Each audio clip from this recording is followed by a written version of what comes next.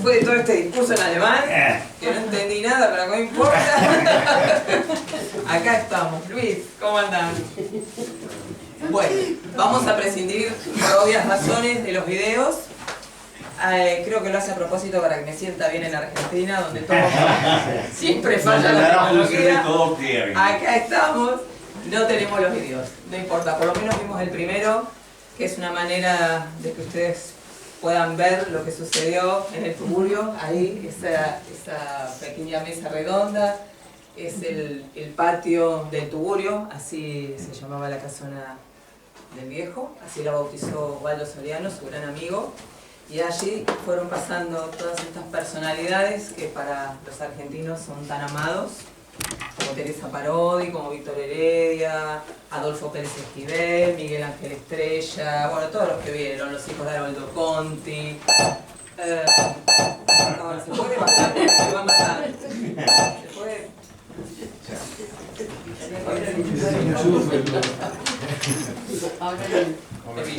¿Lo desenchufé?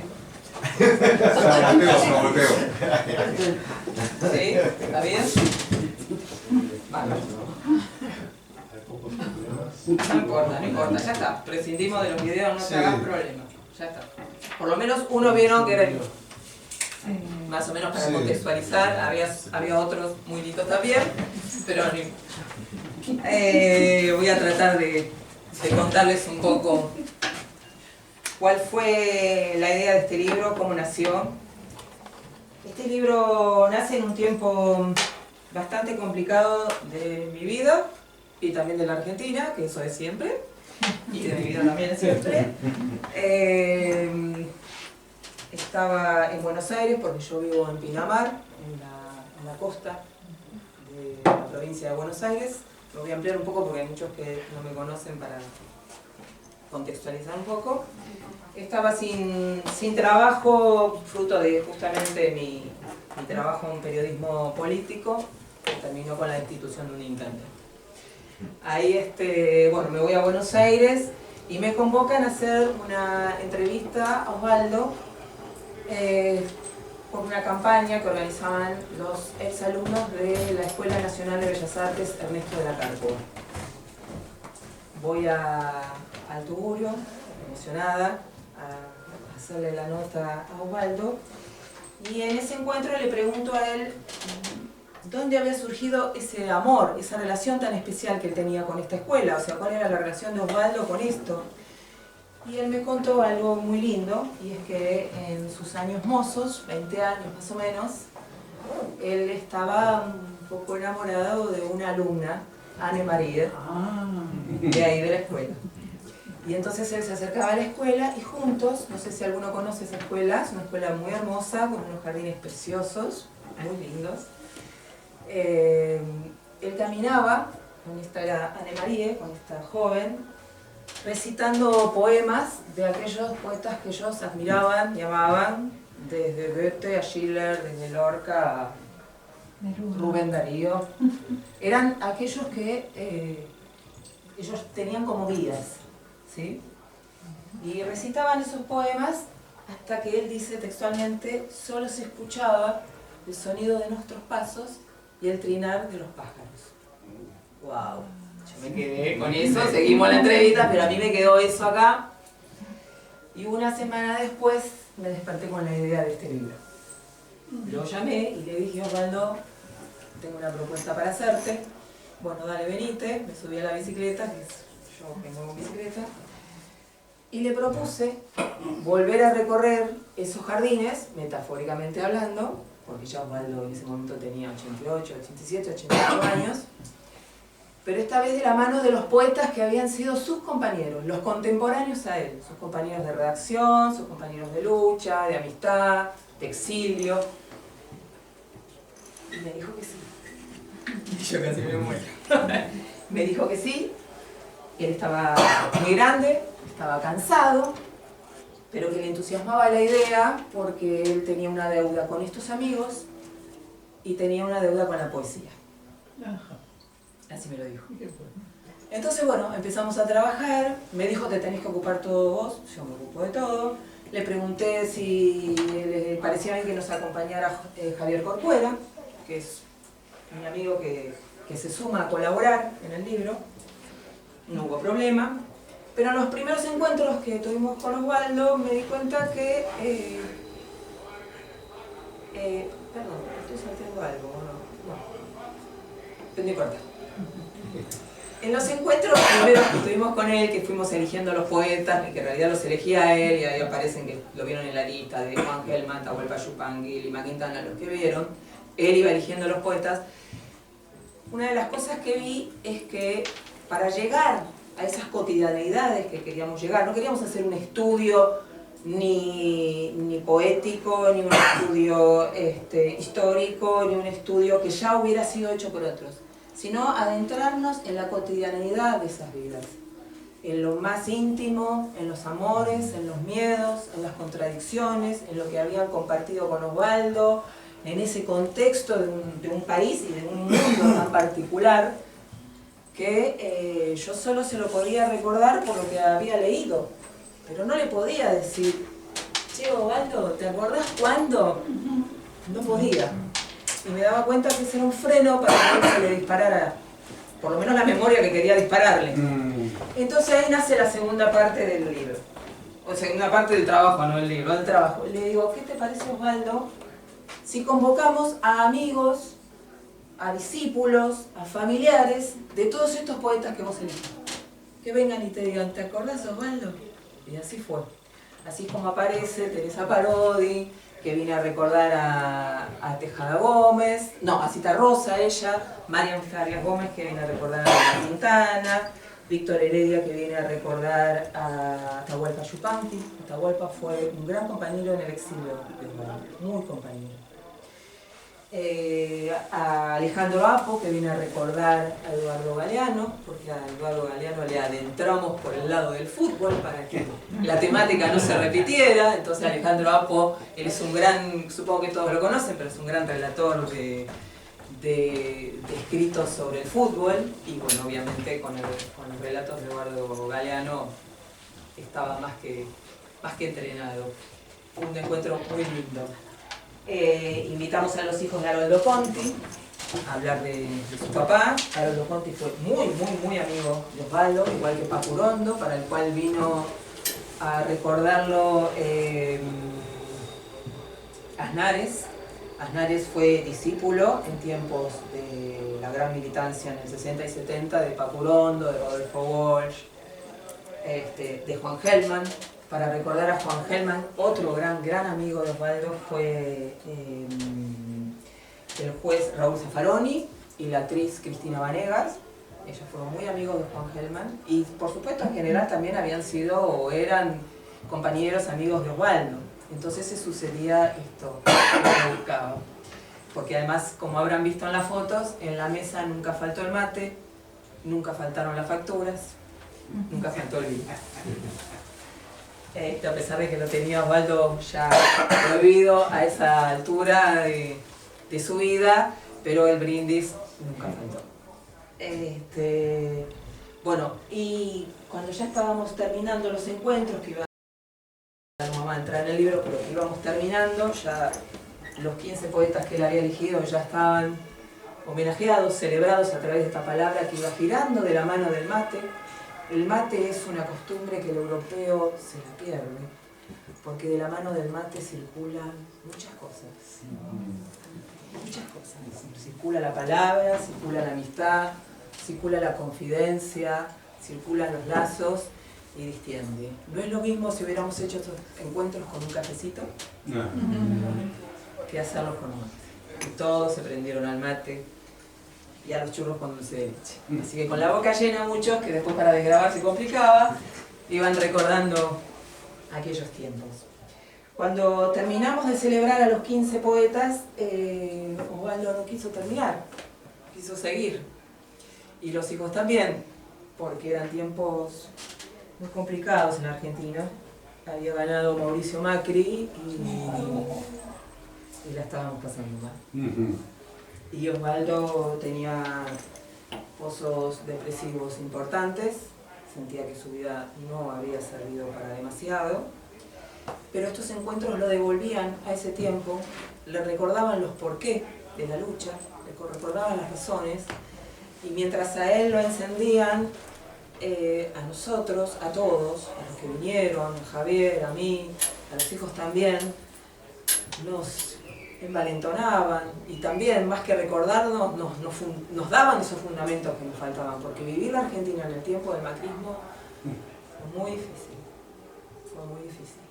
En mi caso personal, y sé que a muchos les ha pasado cosas parecidas, yo me despertaba todas las mañanas con un cimbronazo acá, en el estómago, que se me acabó recién cuando llegó este gobierno, bueno, pero esos cimbronazos se me acabaron un 10 de diciembre y volvieron un 13 de agosto, de hace muy poquito tiempo.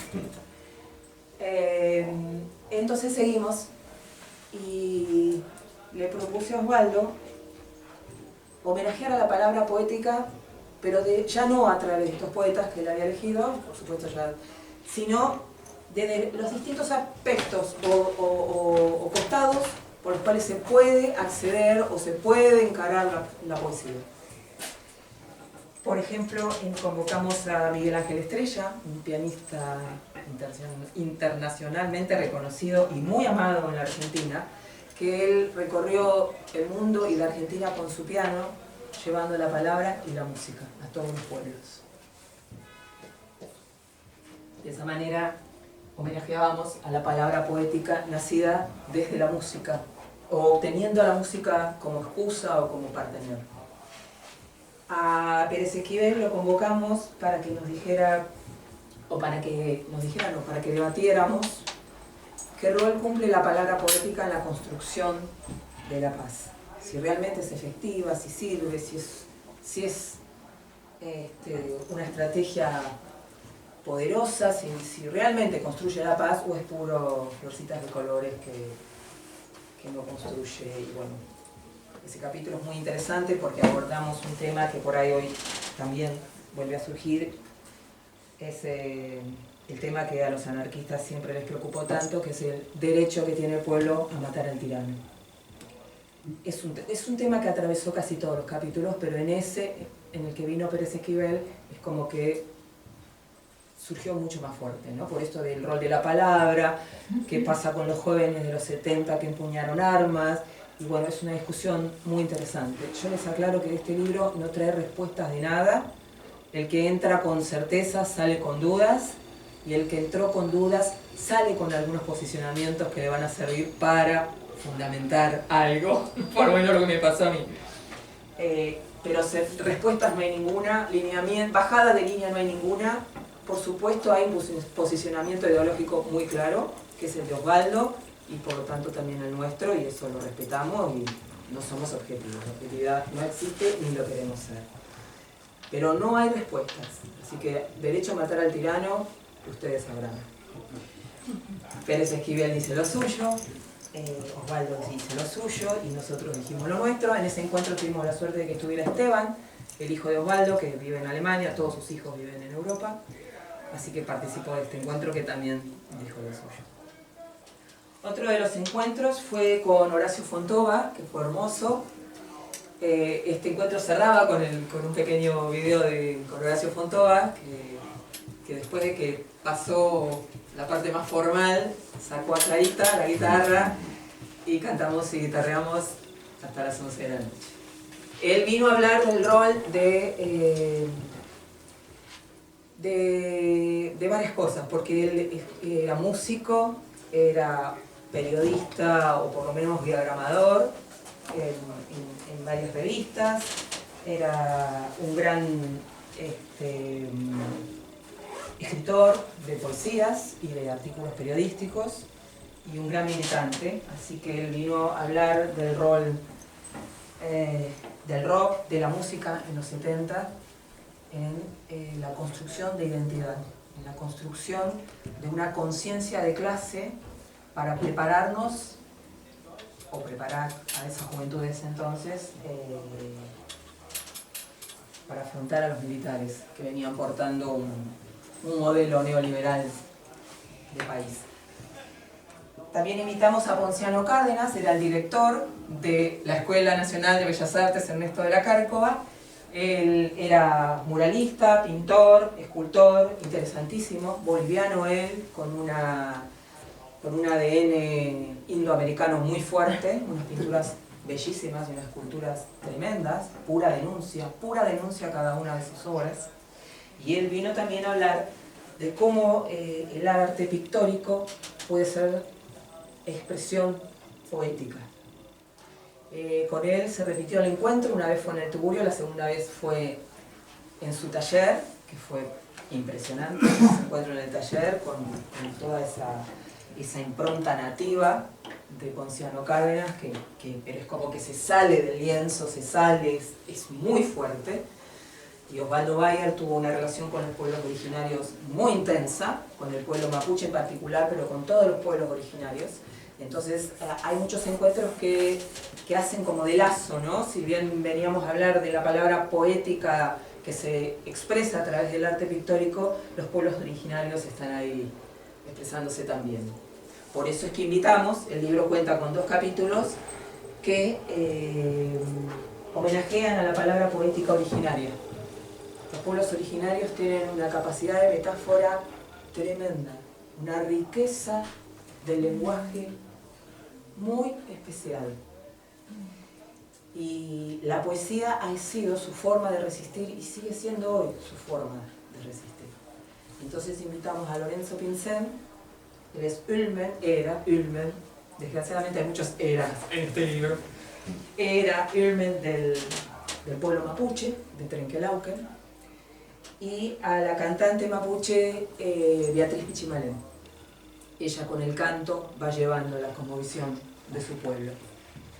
Y en estos 2 capítulos, si bien los invitados son mapuche, en realidad homenajeamos a la palabra poética de los pueblos originarios. Y ahí Osvaldo estaba realmente entusiasmado porque fueron encuentros en donde aprendimos mucho. Invitamos también, nos está faltando uno, sí, al filósofo Fernando Buenavar.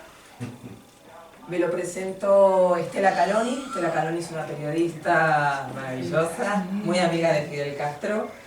Ella es una periodista que ha cubierto muchas revoluciones, especialmente en Centroamérica. Era muy amiga de Osvaldo, había algo ahí raro. Había algo ahí. Fue un encuentro muy lindo ese. Ella vino a homenajear a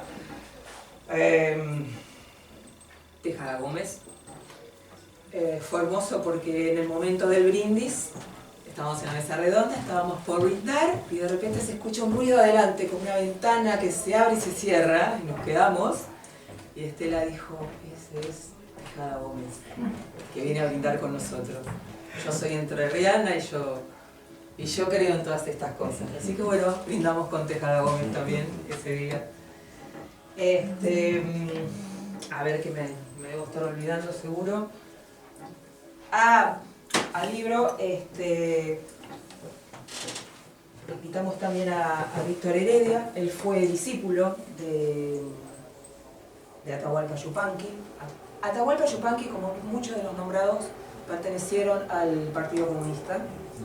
Muchos otros fueron peronistas, montoneros, del ERP y demás. Ahora vamos a adentrarnos un poquito en eso, pero muchos pertenecieron al Partido Comunista.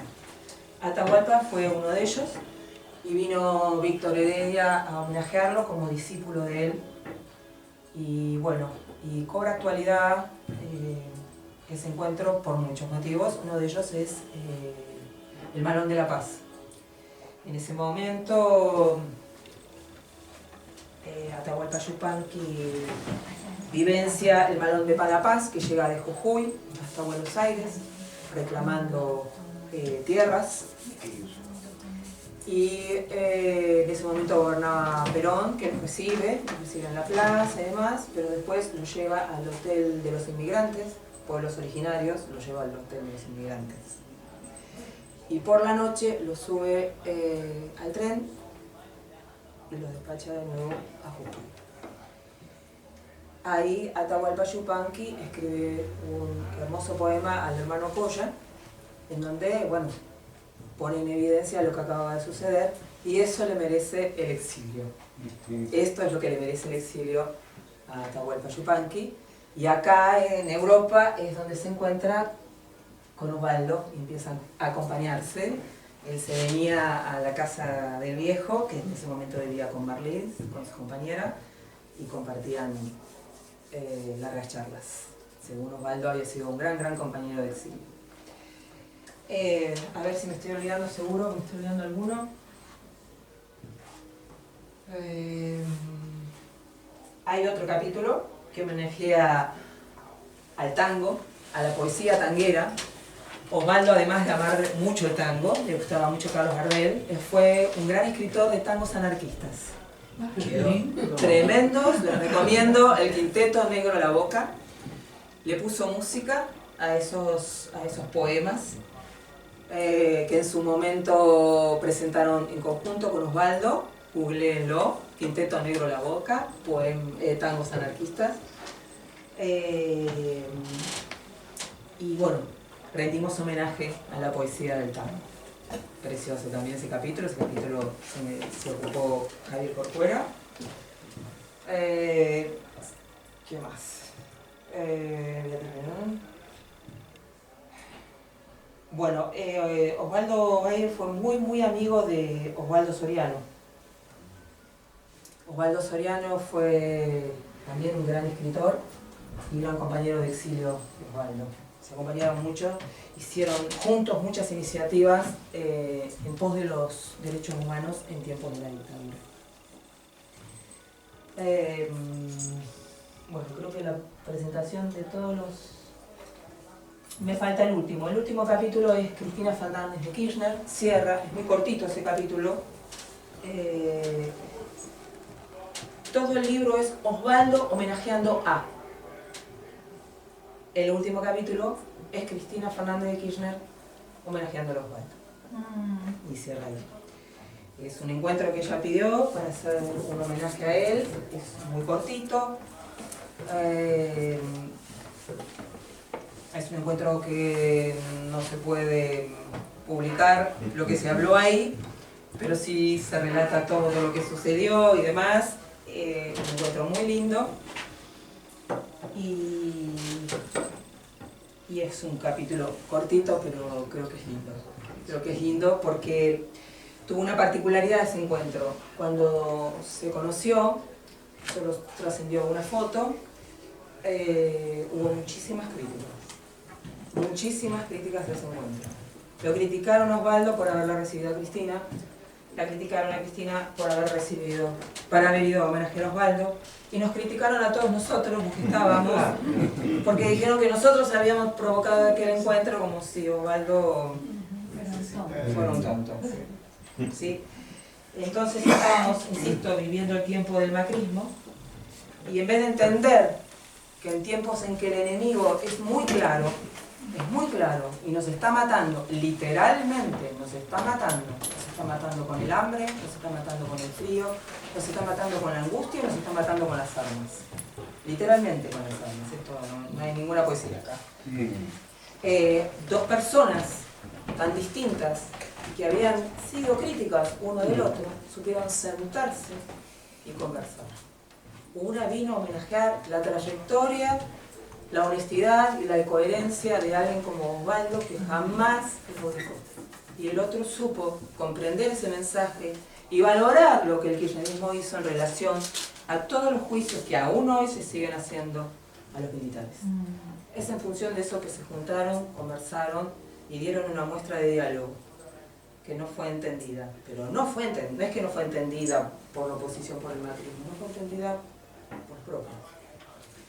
Y eso fue doloroso para nosotros. Osvaldo ya estaba pasado. Pero bueno, fue increíble ese encuentro, fue increíble por el mensaje que dio. Y este libro, si bien es un homenaje a todos los poetas que Osvaldo fue nombrando, en realidad terminó siendo lo que fue desde el principio. Un gran homenaje a esta generación del 60 y del 70 que supo entregar todo su compromiso, toda su capacidad de lucha, toda su inteligencia, toda su solidaridad, con todos sus errores, acá nadie es perfecto, con todos sus errores, supieron entender quién era el enemigo y armarse de la palabra o de un fierro para defender un pueblo. Iba a decir para defender la democracia, pero en realidad en ese momento la democracia no era un valor, no lo era todavía por lo menos. Y no lo es pero, todavía. y no lo es todavía, eso vamos a discutirlo. Vamos a discutirlo.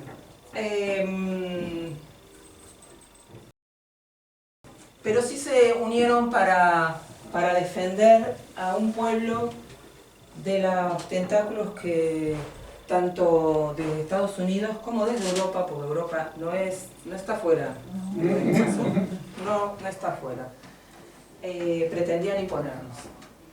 Y como yo siempre digo, jóvenes que se arman para salir a luchar en contra de un poder tan fuerte, llámese neocolonialismo, llámese Estados Unidos, llámese Alemania, llámese Francia, llámese como se llame, o todos juntos y al mismo tiempo, llámese explotación laboral o explotación de nuestras riquezas naturales,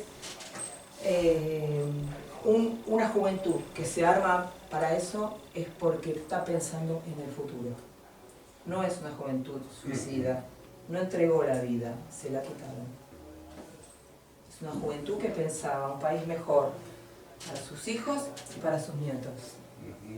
O sea, con los años se le ha tildado a la generación de estos jóvenes como jóvenes suicidas. No. Nunca pensaron en entregar la vida. Se la quitaron en la lucha por la libertad, que no es lo mismo. Y eso es muy importante. Hay quienes decidieron exiliarse antes de ser agarrados, como el caso de Osvaldo, como el caso de Juan Gelma, y quienes como Paco Urondo, Rodolfo Walsh, casi todos los demás, decidieron quedarse.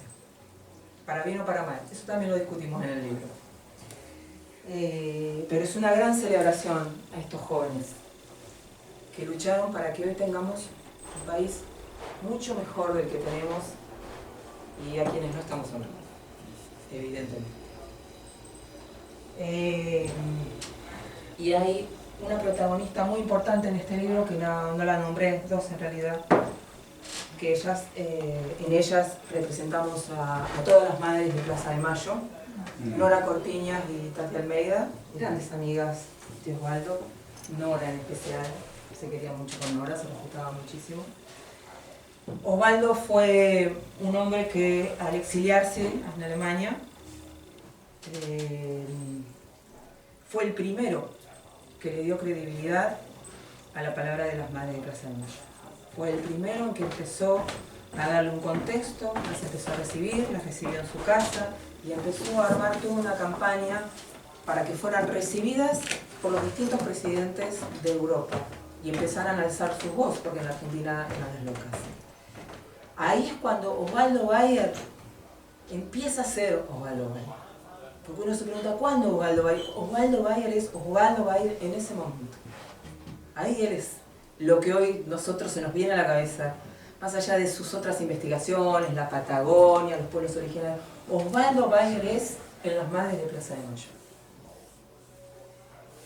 Eso uno lo va comprendiendo cuando se va metiendo, y ahí es cuando Osvaldo Bayer nace Osvaldo Bayer. Porque Osvaldo es colectivo. Por eso las presentaciones siempre son colectivas. Son con el recitado de un chileno, con la presentación de un venezolano, con la música de una brasilera y una chilena, con público alemán o argentino-alemán o quien quiera que venga. Hay música, hay recitado, hay video, porque Osvaldo era colectivo.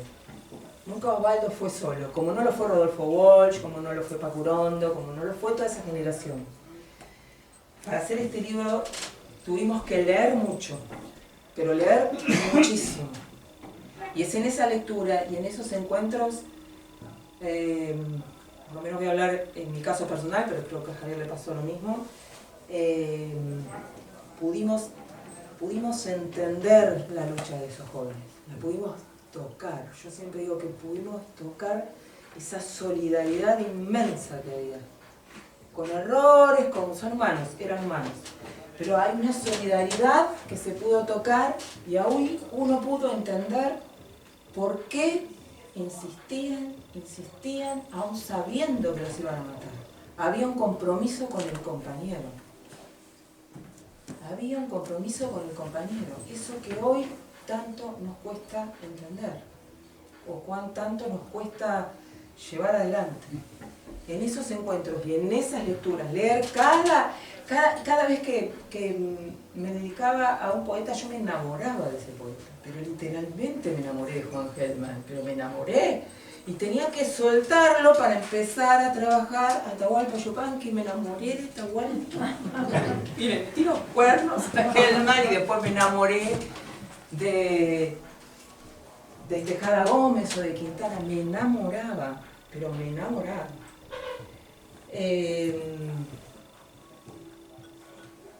Creo que es un libro desgraciadamente muy actual, desgraciadamente muy necesario. Ojalá no lo hubiera sido, ojalá no. Creo que en este libro vamos a encontrar los porqué de toda una lucha en su tiempo y los porqué siguen siendo importantes hoy. La palabra de cada uno de estos poetas pudo haber sido dicha hoy porque tiene absoluta actualidad. Desgraciadamente, ojalá no fuera así. Tiene absoluta actualidad. Cuando ganó Fernández, yo me relajé y dije, bueno, ya está. Venga. Acá estamos bien. Y quería ir a lo que creo que vos dijiste, lo de la democracia.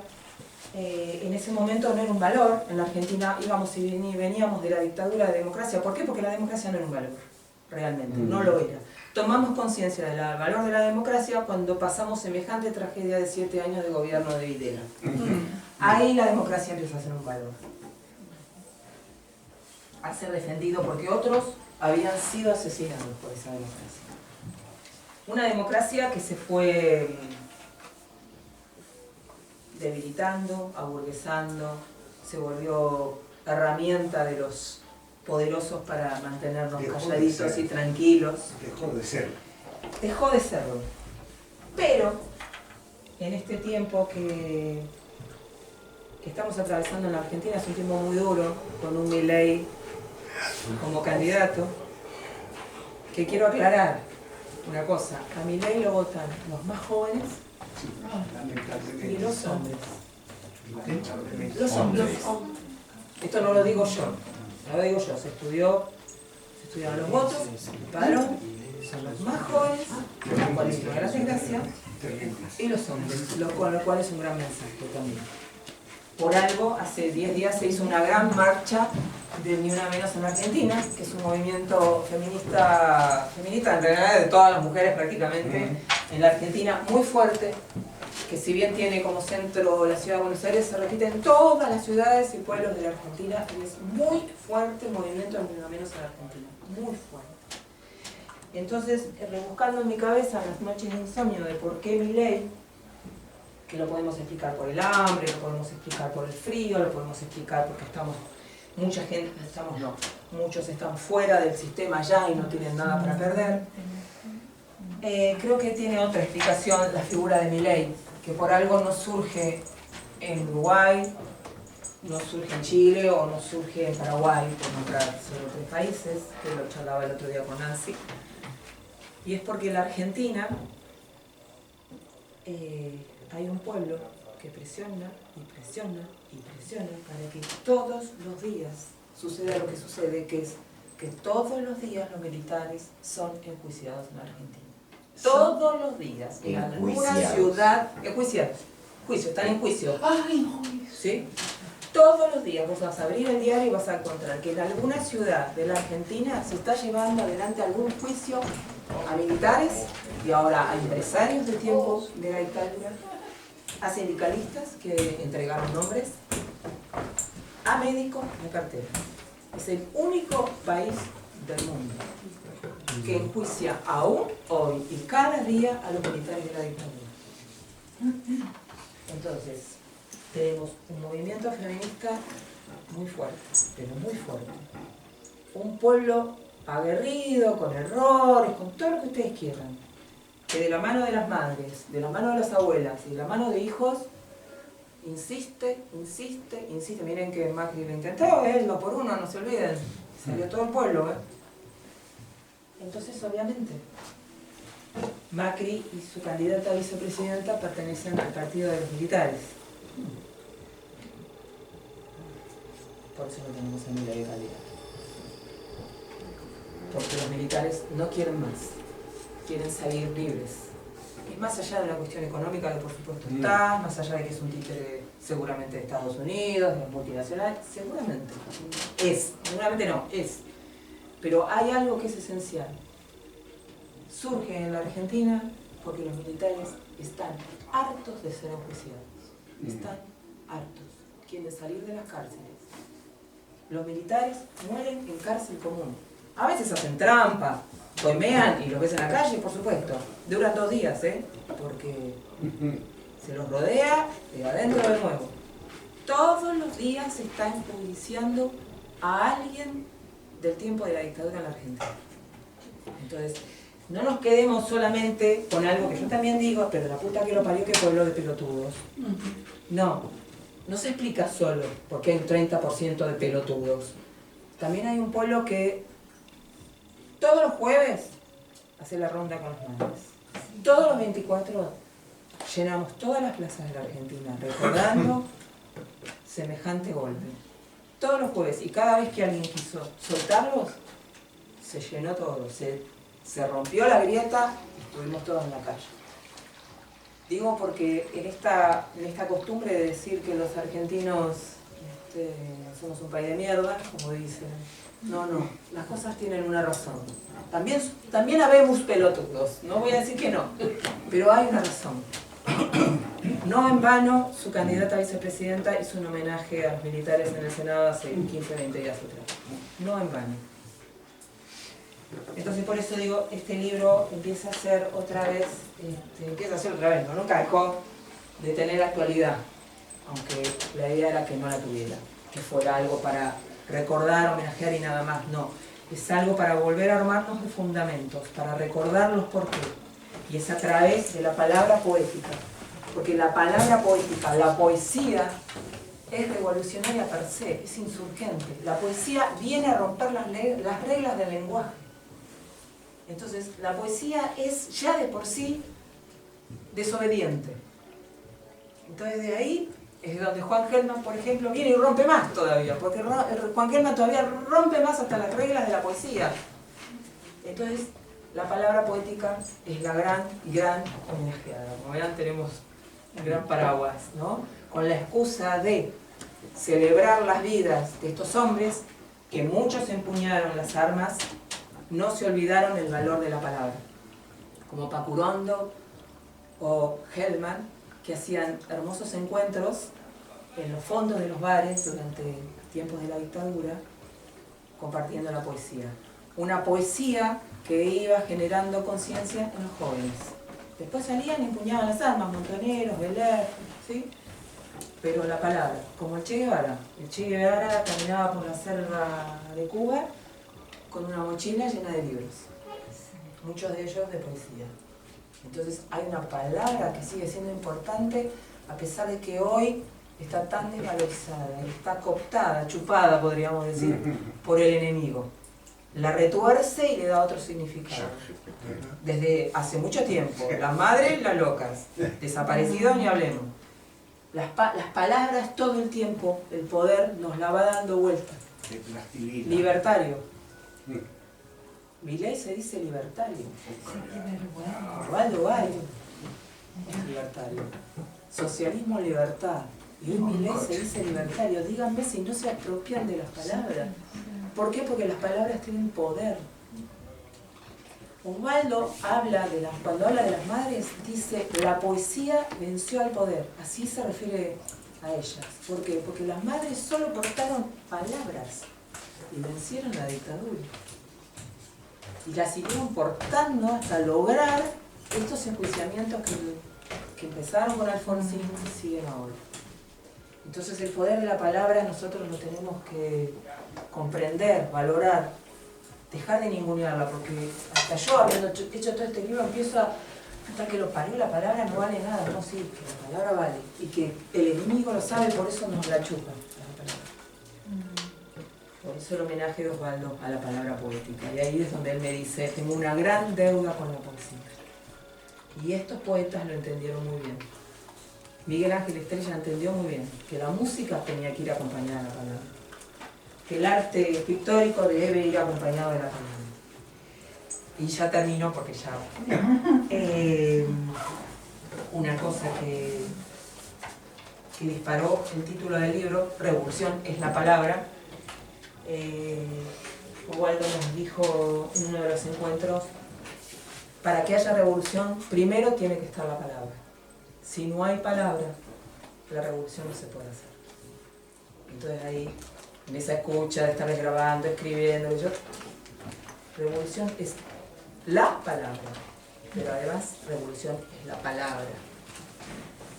Y bueno, y acá estamos, celebrando al viejo y celebrando a los poetas. Ojalá